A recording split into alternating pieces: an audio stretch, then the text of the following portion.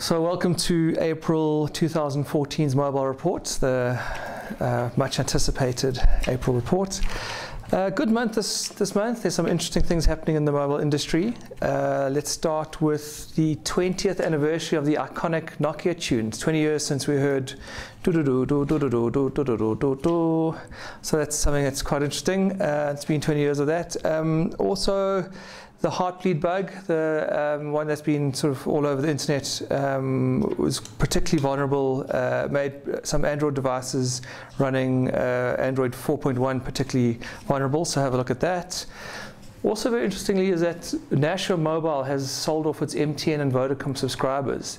They're obviously seeing that the growth is going to be slowing down there, so they're selling that for 2.26 billion back to both MTN and Vodacom. They haven't decided what they're going to do with their Cell C base at this stage.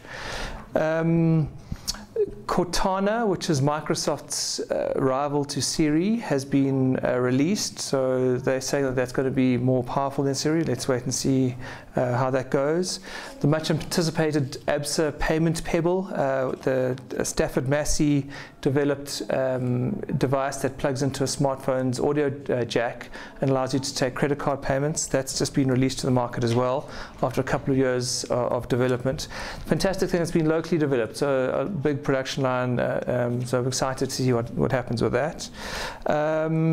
Some other important news, the Microsoft and Nokia device deal has been concluded, so it's now Microsoft Mobile basically. Then some very interesting news in Europe is that Vodafone is taking M-Pesa into the European market and starting with Romania, because there's a significant portion of the Romanian public that don't have bank accounts. So very interesting opportunity, and interesting to see if that takes. M-Pesa hasn't had the same level of success in other countries as it has had in East Africa, so I hope it works out there. Also very interestingly is MTN is starting to supply electricity to some subscribers in rural Nigeria. It's almost like if they provide electricity at a lower rate that they're going to get for airtime, there's almost an arbitrage between electricity and airtime in those markets. Lots of competition around the call rates since MTN has now made their 79 cents plan permanent. Some other interesting items in the mobile space is WhatsApp has hit 64 billion messages in one day, which is just insane. That's a record for them. Facebook is separating out their messaging app from their main Facebook mobile app to provide a better, more dedicated service around messaging. Also, Mixit's launched a discount deal service, so couponing through the Y-Wallet relationship that they have, which is with Y Group. So also very good news for Mixit users. Facebook, on a mobile perspective, Facebook has reached 1 billion monthly mobile users, so you can read the details around there. It's been a big move for them, and their total users is 1.28 billion, so 1 billion of those on mobile. So only 280 million are only desktop users.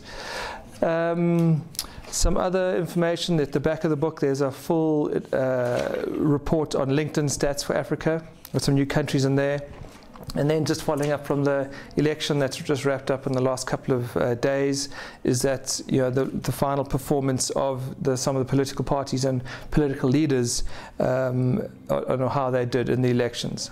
And also in the last couple of days, it's been news that Eleanor Craig has resigned in his position as CEO of Cell C after some medical issues that he had at the end of last year. So that's a very sad news for Cell C, but he certainly did put them on a fast track to becoming significantly relevant in the South African market, and started a lot of the price and service wars a year and a half ago.